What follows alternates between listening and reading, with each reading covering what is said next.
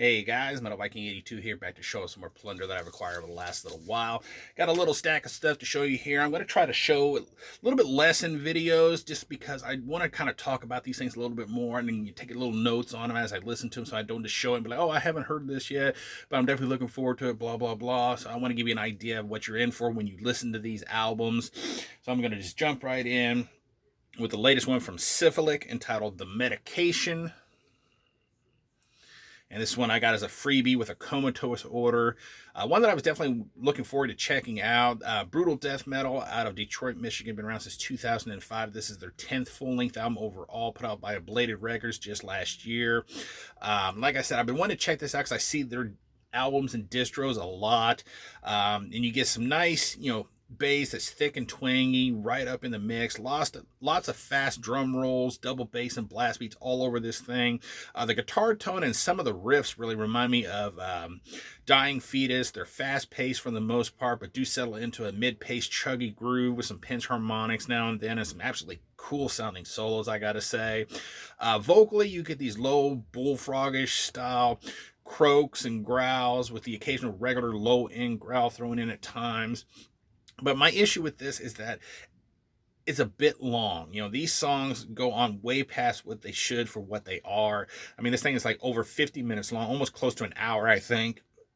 And I really struggle to listen to this after so long because you can only listen to this style of music for so long before it starts to get a little too boggy and, wanting to bog you down. But yeah, I'm not super thrilled with that like I thought I would be. And I was kind of disappointed because I've been really wanting to check them out. Next up, we have Pharmacist with Forensic Pathology, Jurisprudence, Extended Jurisdiction. Death metal / gore grind out of Japan, been around since 2020. This is their debut EP, originally put out in 2020 by Rectal Purulence. Bizarre Leprous Production put out this reissue in the same year with 3 unreleased tracks. This is really fucking good, though. Thick, twangy bass that cuts through the mix while also working with the guitars to build that heavy wall as well. When you get into track number 4, Faculty of Human Anatomy, at about 4:02, it really comes through the mix with a really sick groove section that I really dug. The guitars are mid to fast paced for the most part, with track number 3, Entered Saponification, in moderate conditions, definitely being one of the fastest on this EP. Even track number 4, you go back to that song at about a minute and 12 in, there's such a killer groove that comes in at that point. It's just so heavy and really gets your head nodding. And it also, the song itself is very fast paced in spots as well.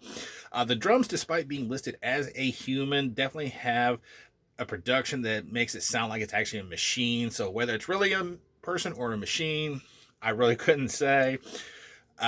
Never really does anything flashy, but you do get a lot of fast double bass and blast beats. Sometimes they get really super fast, such as, going back to track number 4, about 3:18 in. Absolutely insane sounding blast beats there. Vocals sound like they're just straight from hell with these unsettling whispered vocals mixing with bestial noises and retches and these pitch shifted growls. Absolutely killer release. If you're a fan of death metal and gore grind, go check out Pharmacist. All right, gotta get the different page here. Next up, we have Blood Oath with Lost in an Eternal Silence. Death metal out of Chile, been around since 2015. This is their debut full-length album, put out just last year by Caligari Records, limited to 300 copies, and they also put this out on tape, limited to 200 copies, which I actually got this from Sean over at Wise Blood Records. He tossed this in with an order of mine one time, and yeah, I had to track down the CD copy because this is so good. Thrashy, old school style death metal, guitar work with absolutely killer solos. At times they get a bit more mid-pace, giving off death vibes, such as in the second track, Sanctuary of Souls, at about 4:42. Not just that riff there, but that whole rhythm of that song in that particular moment gives you death vibes, and you even get some nice slow picked ethereal sections at times. Thick bass with a slight techie twang to it at times, right up in the mix, making its hefty presence known. Solid drum work overall on here with some real oomph to them. Especially love the blast beats on this thing. Vocals are definitely reminiscent of, I think, Altars era David Vincent. So yeah, definitely a good way to top off this album. And a couple things that kind of stuck out to me, going back to track number 4, The Sacrifice. Very cool bass intro on that song. It kind of reminded me of Spiral Architect a little bit. And then the follow-up track, track number 5, Singularity. That opening riff really reminded me of a riff from the song Empty Words off of the Symbolic album by Death, which is not only one of my favorite Death albums, but definitely one of my favorite Death songs, period. But yeah, definitely one that needs to be checked out, in my opinion. All right, the last two here are both by the same band. I actually just did a review of their latest album out on Wise Blood Records, so I had to track down their other two. Cheers to Sean at Wise Blood. He introduced me to this band. I'd heard about them, but I never actually gotten around to listening to them. He just sent me, something like, hey, check this out and tell me what you think. And I've been a fan of this band ever since. But this is Altar of Beetle guys, who are a doom death band out of Helsinki, Finland. Been around since 2010. We have their debut album, Darkness Sustains the Silence. Debut full length, as I said, Memento Mori. Put this out in 2014. This, compared to their newest one, definitely seems more mid-paced. The crunchy guitars still have that slow, heavy doom riffing going on, and they even throw in some stoner metal riffs at times as well, such as in the third track, The Spiral of Decay. Even the drums, I think, are a little bit more mid-paced. They still hit with authority, but they toss in even more interesting patterns, rolls, and fills than on the latest one for sure.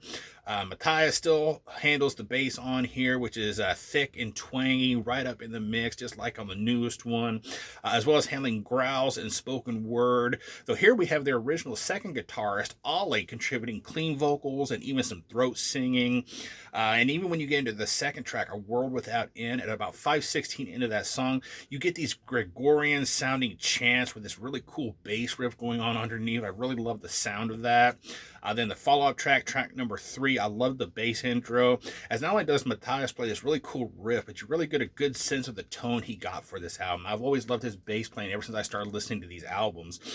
Another thing I picked out while listening to this, track number 4, Steamroller. That song starts off slow and heavy, getting more mid-tempo at about the 30-second mark. And then finally, at about 1:08, they settle into this absolutely killer groove with this slow riff and drum beat section, the bass just rumbling it away. And I loved Ollie's clean vocals and how they worked with that groove at that particular moment. And then the last thing I picked out, I had to talk about this song, track number 5, Smoldering Clouds Above Orion. Probably my favorite track on this album, because at about 1:48 in, the bass gets a solo section all to itself, and Matthias does this really cool riff that almost has this Middle Eastern vibe to it. The drums rejoin at about 2:42 with some cymbal and kick work with these, these faint throat singing vocals in the background. Kind of almost give, the way they sound with that Middle Eastern vibe with the bass riff and everything, give off a little bit of a Nile vibe to it. And then once the guitars finally rejoin, they settle into a heavy chugged groove at about 4:53 with the bass just getting absolutely heavier and just more sinister sounding. And I think Matthias's growl sounded absolutely crushing on that song.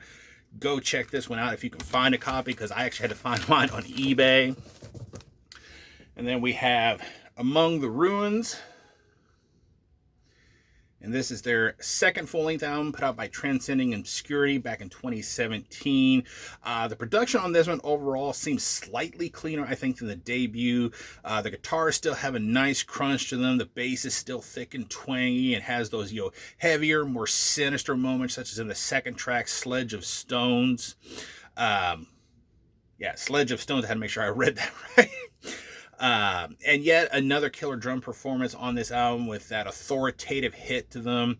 While you still get mid-tempo moments on this album, much like their latest one, it seems to be more about the slow, heavy grooves and chugs on this album. And there's a lot of killer grooves on here, some that are somber, almost Mind Dying Bride-esque.